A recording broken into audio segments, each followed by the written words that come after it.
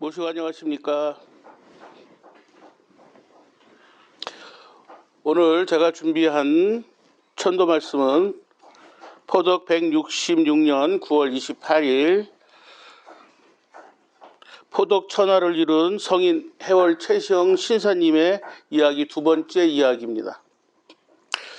일단 내용을 시작하기 전에 저는 최근에 굉장히 많은 어머니 돌아가신 이후에 처음으로 많은 눈물을 흘렸습니다. 왜 그렇게 많은 눈물을 흘렸느냐 그러면 최근에 해월 신사님과 관련한 책을 계속 찾아보고 읽고 있는데 그 책을 읽을 때마다 구절구절에 그리고 단락단락에 그리고 글자 글자 속에 숨어있는 그 내용들이 가슴을 때리고 그리고 눈물을 흘리게 그렇게 만들었습니다. 태어나서 처음으로 책을 읽으면서 그렇게 많은 눈물을 흘렸다는 생각이 듭니다. 저는 이제 이번에 그 3.1 만세운동의 연출자 손병희라는 소설을 쓰고서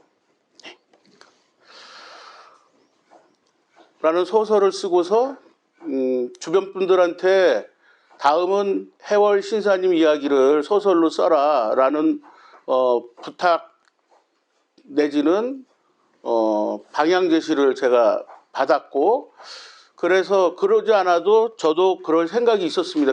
그 마음을 먹었던 거는 꽤나 오래됐는데 천독에 들어오자마자 원주, 그러니까 제가 지금 3년 돼 가는데 3년 전에 원주에 갔을 때 우연히 친구가 신사님 피채지를, 그래서 거기 마들이라는 동네, 고산마을이라는데 옛 이름은 마들이라는 동네에 갔더니 표지석 같은 게 세워져 있더라고요. 거기서 처음으로 최보딸이라는 말도 하면서, 그리고 이제 거기 원주에 계시는 김영덕이라는 동덕님 형님의 이야기, 술자리에서 해월 신사님의 마지막 모습에 대한 이야기를 들으면서, 그래서 천덕산 내용까지 들으면서 이거는 꼭 우리 청소년들한테 전달해야 될 내용이다 라고 생각을 하고 있었었는데, 요번에 이제 그게 계기가 돼서 손병이라는 책을 쓴 내용이 계기가 돼서 많은 분들이 힘을 저에게 보태주겠다라는 말씀을 하셔서 그 책을 읽게 됐는데, 사실 책을 읽으면 읽을수록 눈물도 났지만 사실은 겁이 굉장히 났어요. 처음에는. 왜 그러냐면 읽으면 읽을수록 다 대부분 평전이었고 너무 어렵고, 그리고 정말 어떻게 방향을 잡아야 될지 모를 정도의 방향을 못 잡겠더라고요. 그래서 솔직히 그냥 저는 못 쓰겠어요 라는 이야기로 마무리를 할 생각을 좀 갖고 있었습니다. 저 딴에는 피해가는 방법이었죠. 그런데 어느 날부터 책을 읽으면 계속 눈물이 나고, 그것도 뭐 조금이 아니라 펑펑, 그 어머니가 돌아가실 때 우는 것만큼 펑펑 우는 그런 상황이 되더라고요. 그래서 이 길을 가라 그러시는구나 라는 마음을 굳혔습니다. 그래서 좋은 글이 될지는 모르겠지만 제 혼자 힘으로 써질 것 같진 않고, 해월 신사님의 그 동기일체, 그 힘이 와서 좋은 글이 될 수 있을 것이다 라는 마음으로 다시 시작하려고 합니다. 네, 감사합니다. 뒤에 보니까 지금 막 그 심수당님하고 김용성 동덕님이 지금 차가 들어오는 게 정면에 보여서 약간 늦추면서 이야기하는 게 좋을 것 같네요. 조금만. 예.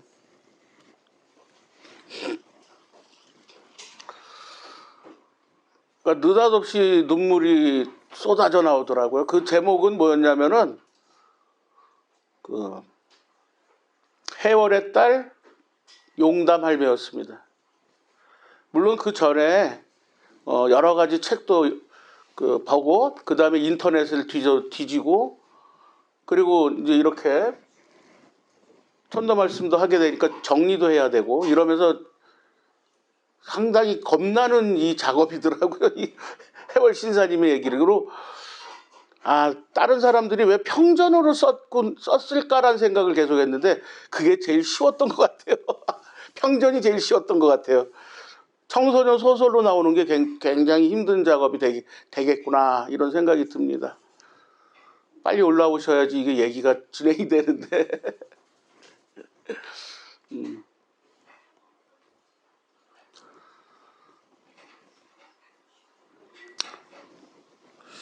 그래서 제가 좀 더 힘을 받기 위해서 여러분들한테 도움을 몇 가지 제가 받고 싶은 게 있습니다. 하나는 뭐냐면 저희 저도 맨 처음 대부분 사람들이 그러는 것 같은데 천도교는 동학의 연결선이기 때문에 종교의 표피를 쓴 그냥 학문일 뿐이다. 이런 생각을 가지신 분들이 많아요. 저도 그렇게 접근을 했거든요. 그런데 시간이 지나면서 분명히 종교구나 라는 생각이 들었습니다.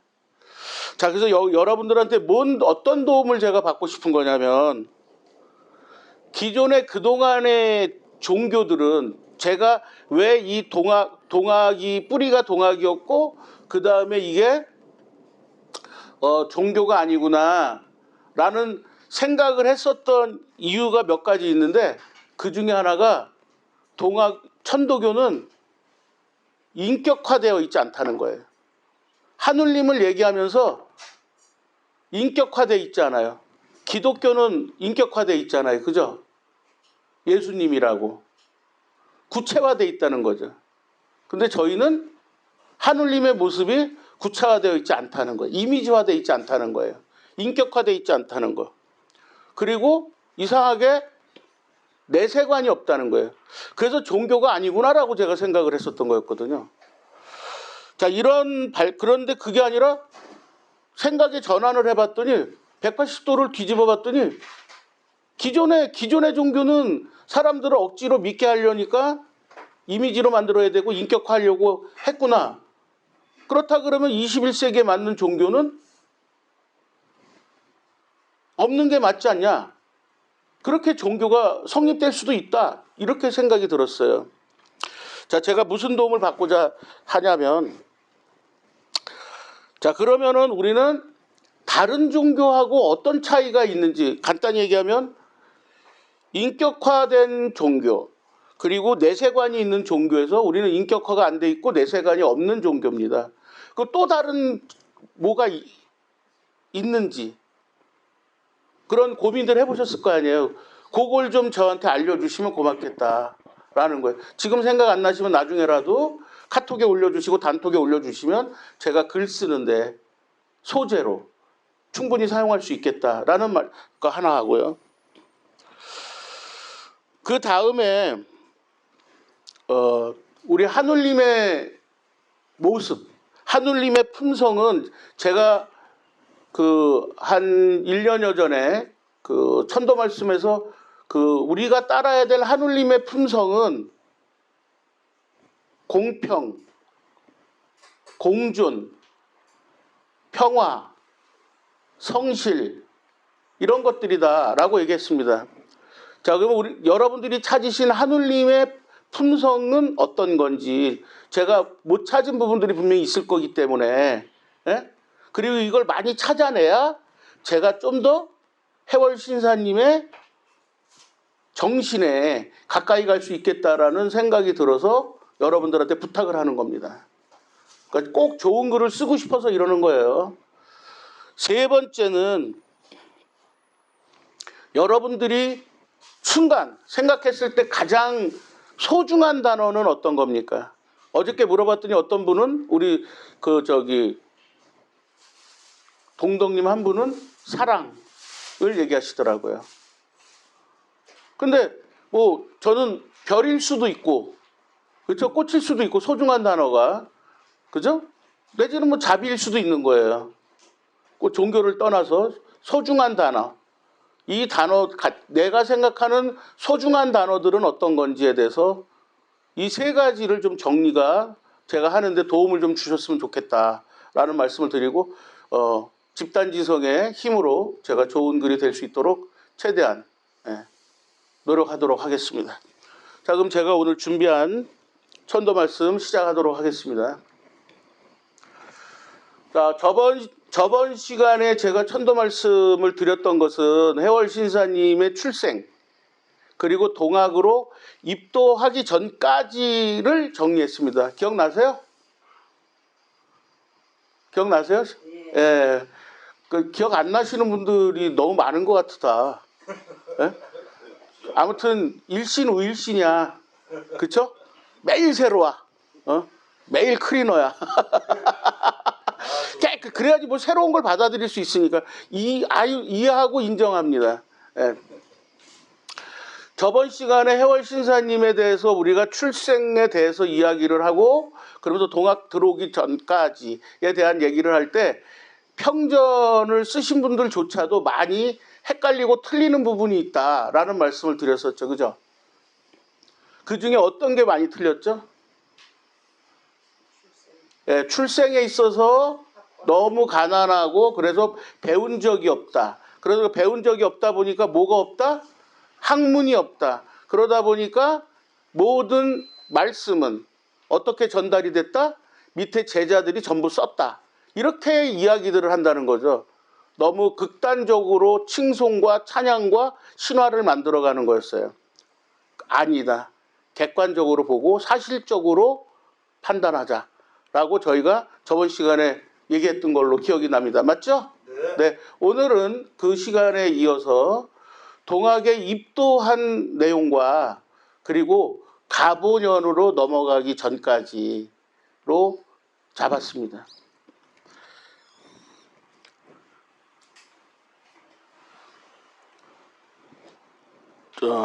1861년 신유년, 그때 이제 신사님이 35살 대신을 해요. 그때 동학에 입교하십니다. 근데 이 동학에 입교하는 것에 대해서 두 가지 설이 있더라고요.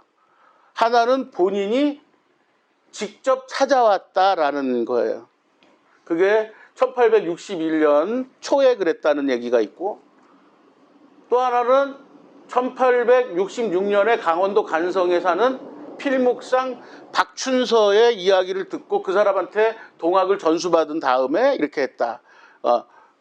그래서 그 사람을 통해서 입도했다. 이렇게 알려져 있어요.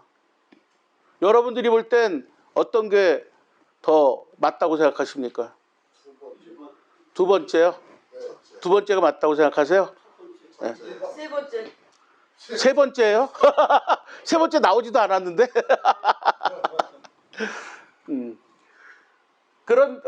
그런데 요즘에 종합대학원에서 강의를 하시는 성강현 교수님 있잖아요.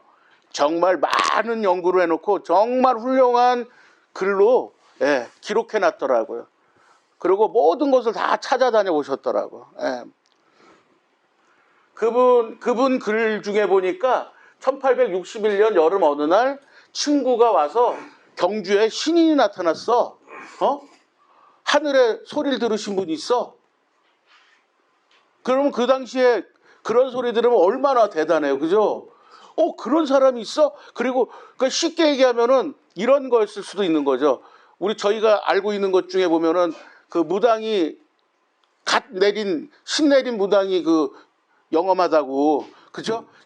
신 바로 받았다니까 영험한가 보다. 이제 그 기운 떠나기 전에 빨리 가서 뭔가 해보자, 이런 것들도 밑에 깔려 있을 거라고 저는 생각을 합니다. 이런 내용 중에서. 근데 그때 그 소리를 듣고서 너무나도 감동을 받은 해월 신사님은 즉시 달려갔다는 거죠. 그러니까 누구의 권유가 아니라 듣고 본인이 달려갔다. 그런 사람이 있는지 내가 보겠다. 여기서 신인이라 그러면서 어떤 소문이 여기에 붙어 있었겠어요? 그것도 있을 거고 도대체 그 시대의 윤리관 내지는 생활관으로는 이해할 수 없는 행동을 하신 게 신의 영역에 들어갔다고 사람들이 더 소문을 냈을 거라고 생각을 해요. 어떤 거? 뭐 개벽이 그게 바로 개벽이죠. 그것도 있고 또 뭐 그것도 있고 그렇죠. 사람이 하늘이다가 기본이죠. 그래서 어떻게 했어? 자기 두 그 머슴을 여자 노비를 예, 며느리로 삼고 딸로 이런 거는 신의 영역이고 그 당시에 인간으로서는 할 수 없는 행위잖아요. 그런 거를 하셨다는 그것도 양반이 배웠다는 분이 집안이 그 경주의 최씨 집안에서 이거는 뭐 사람들이 볼 때는 도저히 불가능한 거죠. 인간이 할 수 있는 걸 할 수 없는 걸 해낸 사람이니까 저는 신의 영역을 간 사람이라고 소문이 더 났을 거라고 보는 거예요. 그러니까 치료도 치료지만 내지는 그 신기에 대한 기대감도 있을지 모르지만 이 사람이 정말로 이런 걸 실천을 했다면 내가 봐야지. 왜 그런 생각으로 저는 해월신사님이 갔을 거라고 보냐면 그분 자체가 그죠? 어떤 출생과 과정이 어떤 상황이었는지 우리가 저번 시간에 했잖아요. 그죠? 너무 오랜만에 제가 천도 말씀을 하니까 이렇게들 까마귀 고기를 먹은 듯.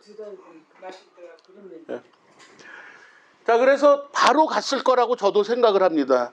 그래서 성강현 박사님, 교수님이 이렇게 쓴 내용을 보니까 더욱 그게 믿어지고 그런 데다가 근거가 뭐냐면 도원지서하고 순행록에 보면은 최시영 신사님이 이미 1862년 3월에 동학 활동을 한 게 드러나요. 그러면 누구의 말이 안 맞아? 바로 여기 1866년이라고 하는 기간이 안 맞죠. 그죠?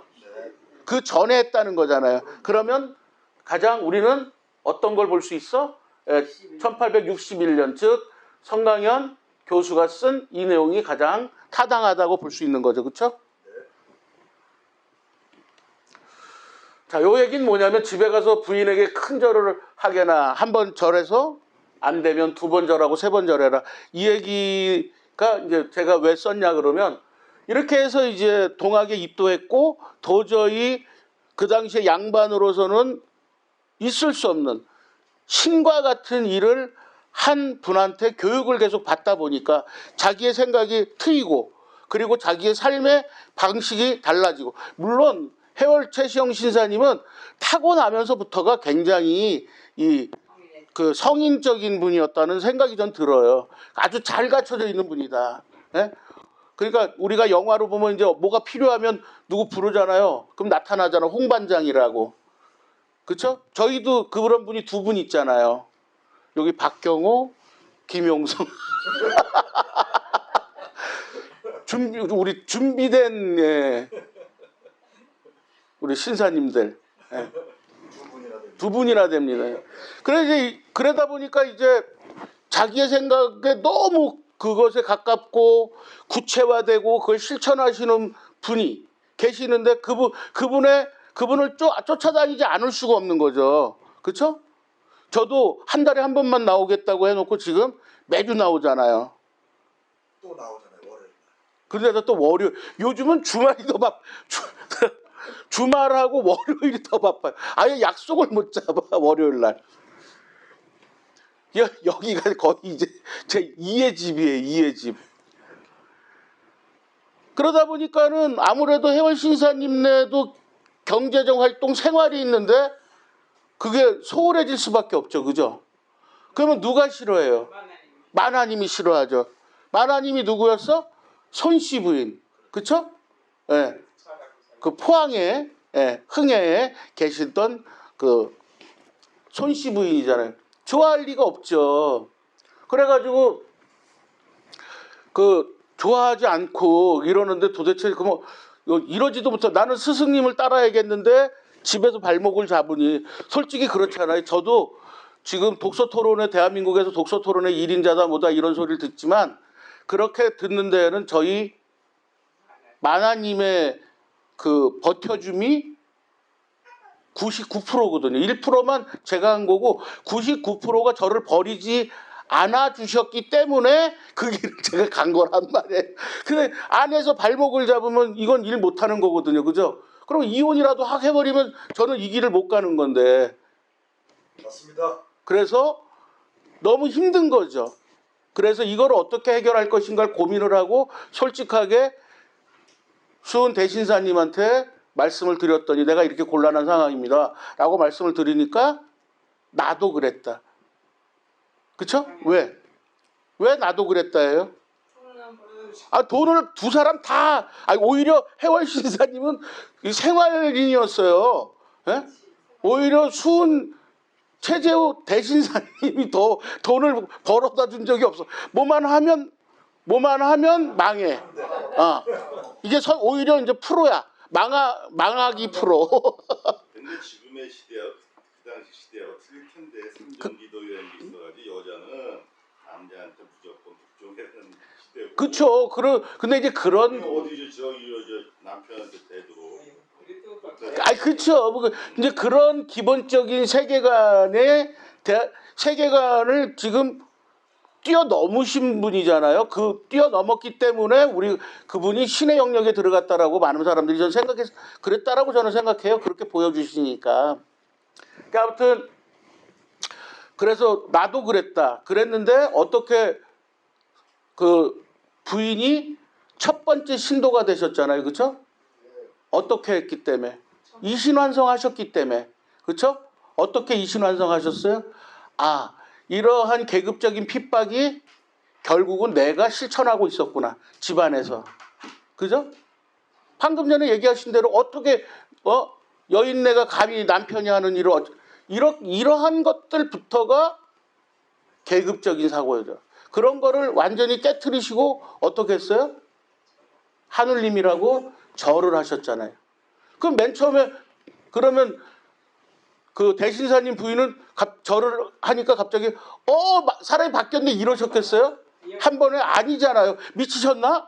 이제 드디어 이분이 이상한 소리 하더니 이제 드디어 이제 따로 방을 만들어 드려야 되나 이런 상황이 되는 거잖아요. 궁을 요양원으로 이렇게 되시는 건데 계속 그걸 하면서 정성껏 자기의 입장을 얘기하시고 깨달음을 얘기하셨잖아요. 그러므로서 첫 번째 저는 그거를 경주 용담 수련회 들어가서 윤석산 교령님으로부터 이신환성이란 말을 듣고 저는 그 단어에 빵 터진 사람이에요. 부인이 설득이 돼서 첫 번째 신도가 됐다? 세상에 이렇게 불가능한 일을 해낼 수 있을까? 제일 힘든 거거든요. 부인 설득하기가. 그쵸? 남편 설득하기 제일 힘드시잖아요. 다들 굉장히 공감하시는군요. 그래서 그 얘기를 했더니 나도 그런 적이 있는데 정말 정성스럽게 절을 하고 당신을 하늘님으로 모시겠다는 모습을 보여주면 이신환성의 모습을 보여준다면 감동할 것이다 라고 방법을 가르쳐 주셨어요. 그래서 그 즉시 오자마자 집으로 돌아오는데 돌아와서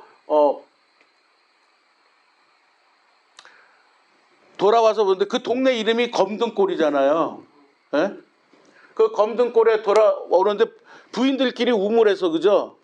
막 그 빨래하고 이러잖아요. 옛날에는 우물 주변에서 모든 일이 일어나지 않습니까? 그렇죠? 지금은 어디에서 일어나? 카페에서. 그렇죠? 애들 학교 보내고 카페로. 집 앞 카페. 옛날에는 미용실이었었거든요. 지금은 카페. 근데 그러고 보니까 그때도 물이고 카페도 커피니까 물이네. 어쨌든 이렇게 우물가에서 그걸 하고 있는데 그 많은 사람들 앞에서 절을 하시니까 똑같은 일이 발생을 하는 거죠. 오히려 그래서 빨리 집으로 도망가셨다는 거예요. 왜? 창피하니까. 그 민망한 것도 있고 창피한 거지. 왜냐면 드디어 동학이라는 걸 믿더니 또라이가 됐구나 뭐 이런 생각이 드신 거죠. 그래갖고 잽싸게 집으로 가셨을 거죠. 요 상황은 그렇게 봐요. 창피해서. 근데 집으로 쫓아 들어오셔가지고 예, 그 다음에 또 부엌에서 또 큰절을 하시고. 그러니까 이제 도저히 이제 안 되니까 뭐라고, 어이, 당신 미쳤어? 라고 얘기가 나왔다는 거죠. 그러면서 방으로 도망가시는데 방으로 들어가서 또 절을 하시고 그러면서 내가 동학을 이렇게 믿고 당신은 하느님처럼 이렇게 받드는, 모시는 그러한 종교다. 그런 걸 나는 정말 실천하고 싶다. 내가 열심히 하려고 그러니 도와주시오. 이렇게 정중하게 얘기를 하니 누가 감동을 안 하겠어요. 그죠? 저도 여기 와서 이신완성 하겠다고 저희 한 사람하고 그 한 이후에 집에서 정말 행복합니다. 매일 웃음이, 예. 싸움이 없어졌어요. 갈등이 없어졌어요. 예. 자, 그래서 그러면서 이제 그렇게 되니까 손씨 부인이 어떻게 바뀔까요? 적극적인 후원자가 되는 거죠, 이제는. 그쵸? 그러니까 나중에 그 제2대 교주가 되셔가지고, 사실 2대 교주가 됐다는 건 뭘 얘기하는 거예요? 죽음을 얘기하는 거예요, 제가 볼 때. 2대 교주는 그걸 받아들이는 순간 죽는 거야. 그잖아요? 그러니까 도바리 생활을 시작하는 거죠. 그렇죠? 그 속에서도 불평 한 번 안 하시는 것을 안 하셨다는 거예요. 갖은 고문과 많은 사람들한테 조리돌림을 당했을 거 아닙니까? 그죠? 그런데 우리 그 신사님은 이렇게 위대한 분이야 라는 믿음을 갖고 계셨기 때문에, 예, 가장 든든한, 예, 같은 동지가 됐다고 생각합니다. 자, 그 해 8월에 동학에 대한 비난이 일어나기 시작했고 10월이 되면은 해월 대신사님이 용담에 머물 수가 없었어요. 누구 때문에 머물 수 없는 거예요? 이거 자기네 집안이야. 그죠? 야, 양반 집안에서 무슨 이따위가 있어 어째저째 뭐 머슴을 갖다가 그렇게 이거 그 동네 사람들이 난리 나는 거예요. 근데 그 동네 사람들이 누구야? 최씨 집안이잖아요. 그죠? 솔직하니요.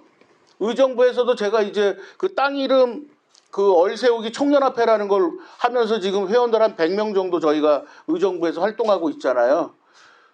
거기에서 그 제가 이제 지금 소선호를 주로 하지만 그 전에 의순공주를 문화재를 만들기 위한 활동을 했었거든요. 그 의순공주의 묘소에 가면은 의순공주가 그때 청나라에 이제 그 볼모로 가게 되는데 그거 갔다 왔다고 환양년이라고 해가지고 나라에서 비석 준 거를 깨트렸고 비석이 없어요. 그거 누가 깨트렸겠어요? 그 집안 사람이 깨트렸어요. 그거 100%일 겁니다. 제가 볼 때. 흔적이 없어요. 비석 세운 이 틀만 있어. 그 저기 무덤 앞에. 아주 산산조각을 냈나 보더라고요.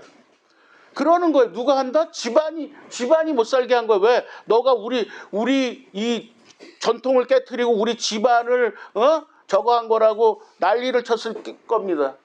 결국은 그래서 도저히 그게 불가능해가지고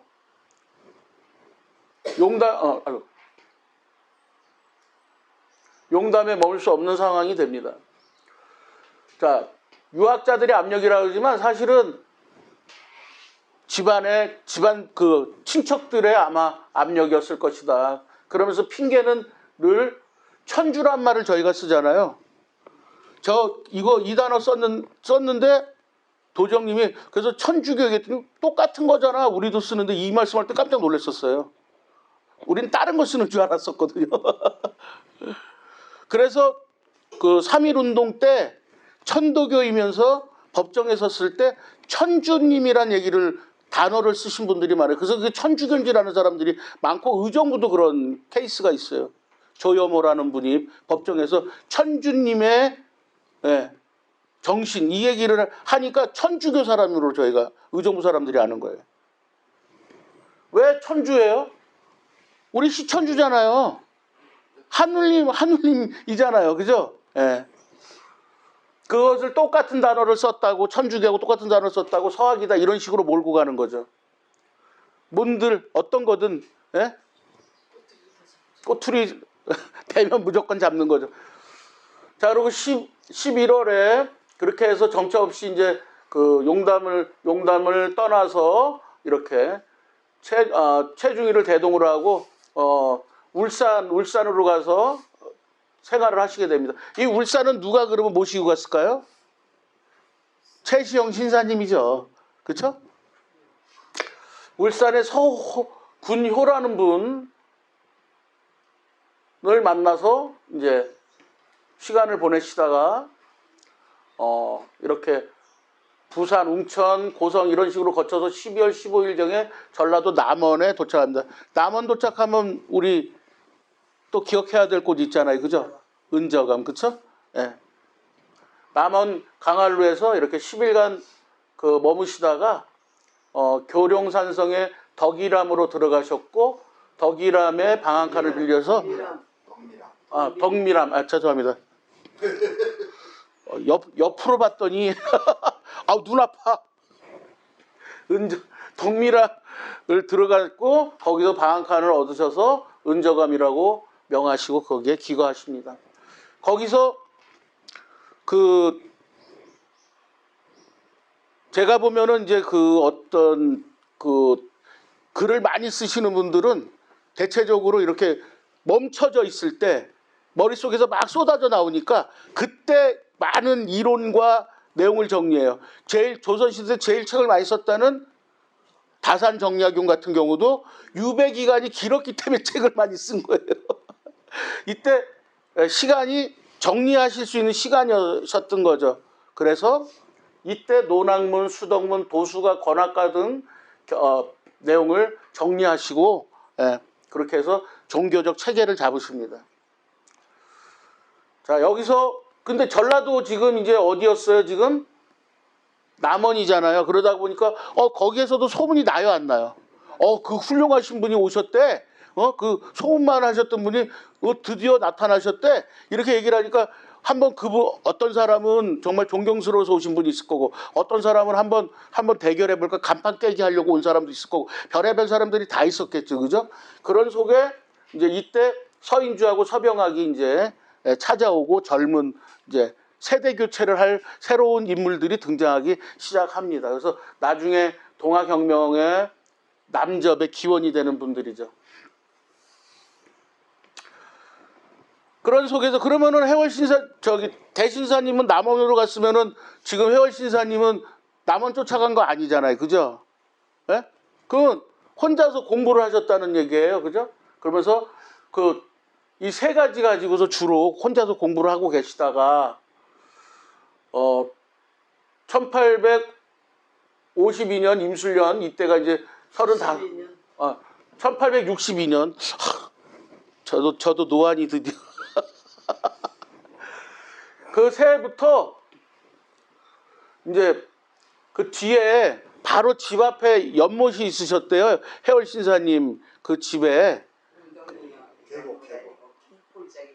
네, 골짜기니까 그 집 바로 앞에 그 계곡에 연못이 있으셨다 그러더라고요. 그래서 저도 한번 꼭 가보겠습니다. 이 눈으로 봐야지 이게 정확하게 얘기할 수 있는데 제가 아직은 가보진 못했습니다. 꼭 계곡인데 거기에 물이 이렇게 보이는데 그런 데가 몇 군데 있잖아요. 그죠. 그걸 얘기를 하는 거지. 무슨 연못이 거대한 연못 아니고. 그렇게 해서 그리고 이제 목욕제계를 하고 있는데 갑자기 거기서 이제 찬물에 갑자기 들어가는 것은 몸에 해롭다라는 소리를 들어요. 그래서 주변을 둘러봤더니 아무도 없더라는 거죠. 이게 뭐야? 천어를 들으신 거예요. 이때. 천어를 여기 보시면 천어를 경험한 거죠. 하늘의 소리를. 그 전까지는 그 용담에 모여가지고 그 대신사님하고 막 얘기할 때 딴 사람들은 난 경험을 했어, 천어를 들었어, 막 이런 얘기를 막 하는데 자기는 그걸 못 들으니까 그렇게 노력을 해도 못 들으니까 혼자 실망을 하고 그래가지고 다시 더 공부하겠다고 저녁 아주 늦었는데도 밤늦게 집으로 돌아가서 수련하겠다고 가시고 이랬었다는 거예요. 그런데 마침내 이때 이제 천어를 들으시는 거죠. 천월 경험하시는. 그리고 그 다음에는 이제 이렇게 한 번 부은 기름 종지가 21일간 계속되는, 그러니까 기름을 붓지 않았는데 계속 불이 켜져 있는 거죠. 그런 경험. 이거는 기적의 경험이죠. 그렇죠? 이제 성인의 반열에 들어서시는 경험을 하시는 거죠. 자, 그리고 3월부터, 뭐 3월도 그렇게 따뜻한 날은 아니겠지만 이제 봄이 시작될 때쯤이겠죠. 이때 이제 전국적으로 밀란이 성행했어요. 밀란이 성행한 이유는 뻔하잖아요. 그렇죠? 예. 뭐 이건 뭐 어저께 그 성강현 교수 얘기 들어보니까 뭐 움직일 때마다 이 세금을 붙여서 받았더만요. 예? 참 진짜 36가지. 예, 정말 옛날에 안 태어난 게 저는 진짜 장수의 비결입니다. 전 진짜. 세금이 아니고 삥땅도 넣었다 그랬어요. 난 못 살았을 거예요. 진짜. 그런 시대에 살았으면 저는 내가 자살을 했든지 누굴 끌어안고 가든지 이럴 겁니다. 예? 머리가 터졌어요. 머리가 빵! 예. 자, 그때, 요때, 신사님이 3월경부터 포덕이 시작이 되거든요. 그러면서 영덕에, 이렇게 흥해에, 예천에, 청도에, 울진에, 상주에, 이렇게 많은 사람들을 포덕합니다. 그 내용을 들어보니까 이런 분들 이렇게 했을 때 많이 모였을 때 한 방에 이렇게 포덕하는 걸 마당 포덕이라고 그러더라고요. 그리고 우물가에서 많은 여자분들 포덕하는 걸 우물 포덕이라고 그러더라고. 아니, 그 말이 있더라고요. 예. 야단 목성. 똑똑해 진짜. 다음 주가 천도 말씀이죠? 예, 기대하겠습니다. 아주 못하기만 해봐. 예. 야단 법석이다 그날 그러면. 자. 이렇게 많은 분들을 포덕해 오니까 이제 별명이 생겨요, 안 생겨요? 생기죠? 그래서 검등골 포덕이라는 별명을 가지셨다 그러더라고요. 제가 있잖아요. 앞에서 지금 얘기한 영덕, 흥해, 예천 이걸 도대체 우리 동네가 아니니까 경기도가 아니니까 어느 정도인가를 한번 지도로 확인을 해봤어요.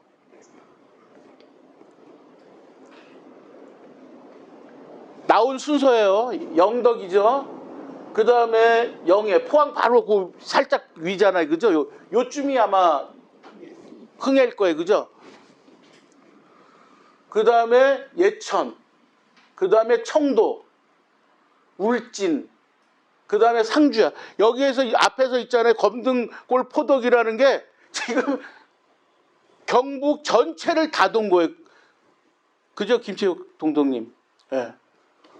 그때 신발이 있어, 자가용이 있어, 뭐가 있어요. 집신 신고 다니셨다는 얘기일 텐데 경북 그 전체를 야 얼마나 간절하셨으면 이랬을까 싶습니다.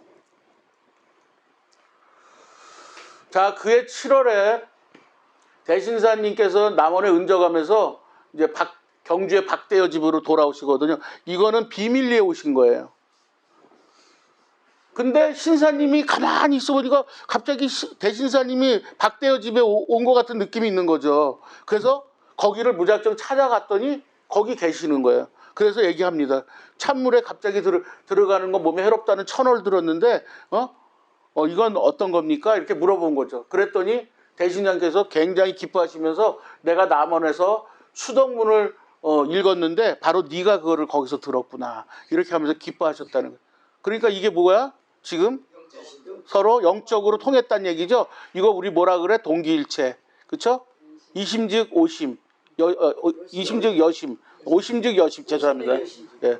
오심즉 여심. 같은 거죠. 예? 그렇죠. 텔레파시죠. 예, 예.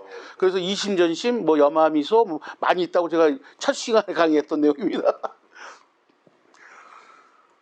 그러니까 이제 두 분은 뗄래야 뗄 수 없는 관계야, 진짜. 이거 이렇게 되면 뗄래야 뗄 수 없는 거죠.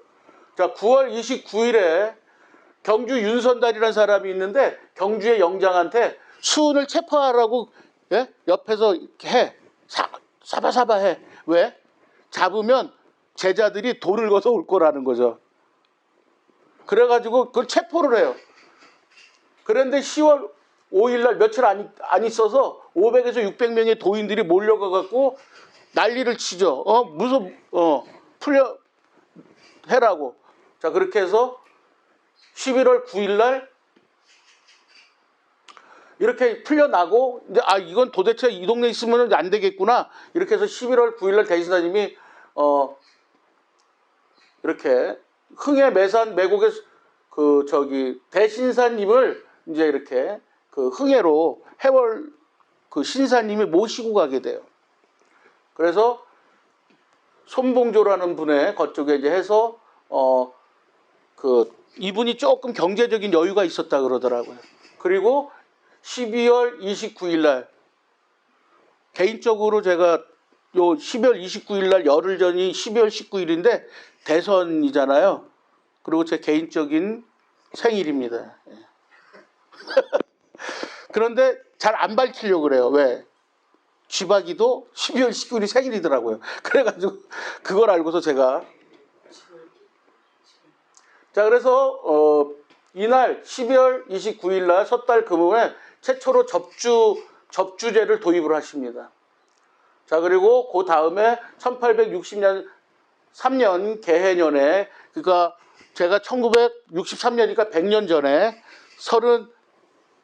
37이시더라고요. 그 3월에 대신사님이 용담으로 복귀를 하고 그때 다시 포덕을 시작하죠. 이때는요, 저는 목숨 건 거라고 봐요. 네, 대신사님이 목숨 걸고 포덕을 시작하셨다라고 봅니다. 자, 5월 하순에 개접을 하십니다. 좀 발음이 그렇지만 이렇게 강도회예요. 그러니까 공부를 계속 심도 있게 하는 거죠. 질문을 주고받으면서. 그리고 7월 23일 날 파접을 합니다. 왜 파접을 해? 깨트려. 개접 모이지 마 이렇게 합니다. 왜? 옆에서 하도 난리를 치니까 사람들이 모이니까, 그리고 저놈들은 이상한 놈들이라고 계속 고발을 하니까요. 자, 용담에 모인, 그래서 이제 그때 이 용담에 모인 도인들 앞에서 해월 신사님을 북도 중주인으로 임명합니다. 그래서 북도 중주인이 뭔가 되게 궁금하더라고요. 그래서 정리를 해봤더니 북도 중이라는 게 이게 경주 이북, 그러니까 아까 그 경북 있잖아요. 그래서 포덕하셨잖아요. 그 지역을 이제 잘 하시니까 맡으라고 하신 거예요. 예? 그래서 우두머리로 임명이 됩니다. 8월 13일 추석 이틀 전에 이제 어떤 일이 있냐면, 추석을 지내야 되는데, 명절을 지내야 되는데, 그 대신사님이 어떻게 지낼지 마음이, 보고 싶은 마음과 이제 같이 지내고 싶은 마음에 그 해월 신사님이 찾아갑니다. 근데 여러 제자들이 또 같이 따로따로 왔는데도 많이 모인 거예요. 그날 추석 이틀 전에 거길 가서 14일 날 추석 전날 새벽 그러니까 12시경에 다들 잠들 시간에 해월 신사님을 따로 불러서 도통을 물려줍니다. 도통을 물려주는, 그래서 2대 교주가 되는데 도통을 물려주는 과정에 대한 이야기입니다. 그래서 바로 정자를 하라. 그리고 몸을 움직여봐라. 그랬더니 몸을 못 움직이시더라는 거죠. 자, 이미 어떤 관계였어요? 두 분은 서로 통한 분이에요. 그렇죠? 그래서 여기서도 통한 걸 확인이 되신 거죠. 그러면서 이제 너에게 이제 도통을 넘기겠다 해서 2대 교주가 되십니다. 그리고 12월 18일 날 순 대신사님이 체포가 돼요. 향년 40입니다. 대신사님 나이에요. 그리고 1864년 갑자년 3월 10일 오후 2시에 경상도 대구 도호부에서 뜰에서 처형되십니다. 대신사님의 향년 41세시고요. 신사님은 38. 그리고 이때 감옥에서 뭐라고 얘기해 주세요? 해월 고비 원주하라. 그러니까 이게 저는 중의법이라고 생각하는데 멀리 빨리 도망가고 오랫동안 잡히지 말면서 포독을 하라, 이런 의미가 있고, 종교적으로 이 내용을 체계화시키고 그리고 높여 많은 사람들에게 퍼뜨려라, 이런 뜻도 숨어 있다고 저는 생각합니다. 자, 그리고 대신사님이 1860년 4월 5일 득도하시고 1861년 포교를 시작해서 4년간 활동한 그 기간이 4년밖에 안 되더라고요. 그러면서 지금 이러한 엄청난 역사를 만들어내신 분이다. 그리고 해월 신사님이 그 내용들을 노력하시고 체계화시킴으로써 지금의 천도교가 있게 만든 내용이다. 오늘 강의는 여기까지 제가 정리했습니다. 아무튼 이런 내용들이 정리돼서 좋은 책으로 나올 수 있도록 많이들 도와주십시오. 감사합니다.